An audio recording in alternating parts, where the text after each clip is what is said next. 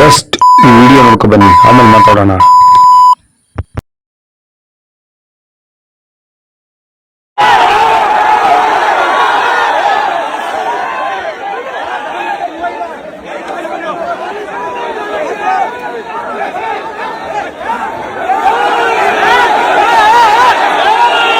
ನೋಡಿದ್ರಲ್ವಾ, ಏನು ಅರ್ಥ ಆಗ್ಲಿಲ್ವಾ?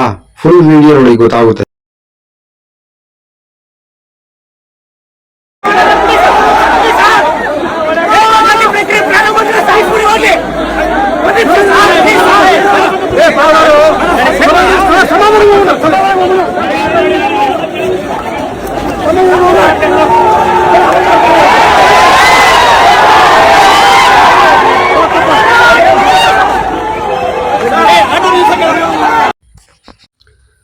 ಬಂಧುಗಳೇ ನಮಸ್ಕಾರ, ಹೇಗಿದ್ದೀರಾ? ನಾನು ನಿಮ್ಮ ಬಾಲಕೃಷ್ಣ ಬರಗೂರು. ಬಂಧುಗಳೇ, ಈ ವಿಡಿಯೋ ಧಾರವಾಡದಲ್ಲಿ ನಡೆದಂತಹ ಅಖಿಲ ಕರ್ನಾಟಕ ವಿದ್ಯಾರ್ಥಿಗಳ ಸಂಘ ನೋಟಿಫಿಕೇಶನ್ ಮಾಡಿ, ಅಂದ್ರೆ ಜಾಬ್ ಅನ್ನ ಕಾಲ್ ಮಾಡಿ, ನಾವು ಓದಿ ವಿದ್ಯಾವಂತರಾಗಿ ಕಾಂಪಿಟೇಟಿವ್ ಎಕ್ಸಾಮ್ ಬರೆದು ಸರ್ಕಾರಿ ಉದ್ಯೋಗಕ್ಕೋಸ್ಕರ ಬಡತನದಲ್ಲಿ ಹುಟ್ಟಿ ಬಂದ ವಿದ್ಯಾರ್ಥಿಗಳೆಲ್ಲ ಕಾಯುತ್ತಾ ಕೂತಿದ್ರು ಇಷ್ಟೂ ದಿನ.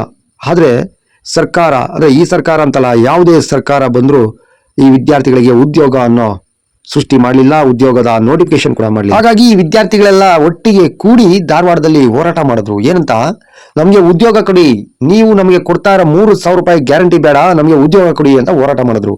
ಸರ್ಕಾರ ಹೇಳ್ತಾರೆ ನಾವು ನಿಮಗೆ 3,000 ರೂಪಾಯಿ ಕೊಡ್ತಾ ಇದೀವಿ, ಆದ್ರೆ ವಿದ್ಯಾರ್ಥಿಗಳು ಹೇಳ್ತಾ ಇರೋದು ನೀವು 3,000 ರೂಪಾಯಿ ಕೊಡೋದು ಬೇಡ, ನಮಗೆ ಉದ್ಯೋಗ ಸೃಷ್ಟಿ ಮಾಡಿ ಅಂತ ಹೇಳ್ತಾ ಇದ್ದಾರೆ.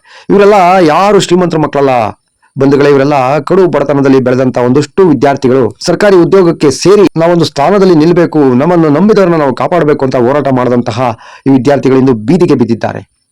ಕಾರಣ ಸರ್ಕಾರ 2.84 ಲಕ್ಷ ಚಿಲ್ಲರೆ ಉದ್ಯೋಗ ಖಾಲಿ ಇದೆ, ಆದ್ರೆ ಯಾವ ಸರ್ಕಾರನೂ ಸಹ ನೋಟಿಫಿಕೇಶನ್ ಮಾಡ್ತಾ ಇಲ್ಲ.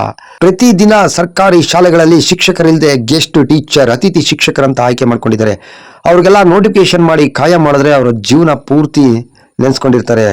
ಇದೇ ತರ ಇಲಾಖೆಗಳಲ್ಲಿ ಒಬ್ಬೊಬ್ಬ ಅಧಿಕಾರಿ ಮೂರು ಇಲಾಖೆ, ಅಂದ್ರೆ ಮೂರು ಕಚೇರಿಗಳಲ್ಲಿ ಅಲಿಬೇಕು. ಒಬ್ಬ ಗೌರಿಬಿದನೂರಲ್ಲಿ ಐತೆ, ಮಾರ್ಕೋನಹಳ್ಳಿಯಲ್ಲಿ ಐತೆ, ಶಿರಾಯಲ್ಲಿ ಐತೆ.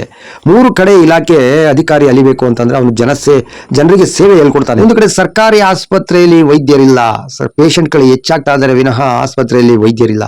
ಮತ್ತೊಂದು ಕಡೆ ಗ್ರಾಮೀಣ ಭಾಗದಲ್ಲಿ ಪೊಲೀಸ್ ಕಚೇರಿಗಳಲ್ಲಿ, ಪೊಲೀಸ್ ಠಾಣೆಗಳಲ್ಲಿ ಪೊಲೀಸರೇ ಇಲ್ಲ. ಸುಮಾರು 50-60 ಹಳ್ಳಿಗಳು ಬರ್ತವೆ. ಹಳ್ಳಿಗಳಿಗೆ ಕೇವಲ 3-4 ಜನ ಮಾತ್ರ ಮೇಂಟೈನ್ ಮಾಡಬೇಕು.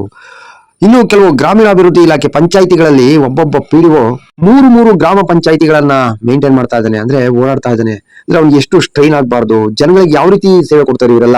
ಇಷ್ಟೇ ಅಲ್ಲದೆ ಮೇಲಧಿಕಾರಿಗಳ ಮೀಟಿಂಗು, ವಿಸಿ, ಕೋರ್ಟು, ಕಚೇರಿ, ಅದ್ರ ಮಧ್ಯೆ ಸಂಸಾರ, ಈಗೆಲ್ಲ ಒಬ್ಬ ಅಧಿಕಾರಿ ಇಷ್ಟೆಲ್ಲ ಮೇಂಟೈನ್ ಮಾಡ್ಬೇಕು. ಅವ್ರಿಗೆ ಒತ್ತಡ ಎಷ್ಟಾಗ್ಬೇಡ.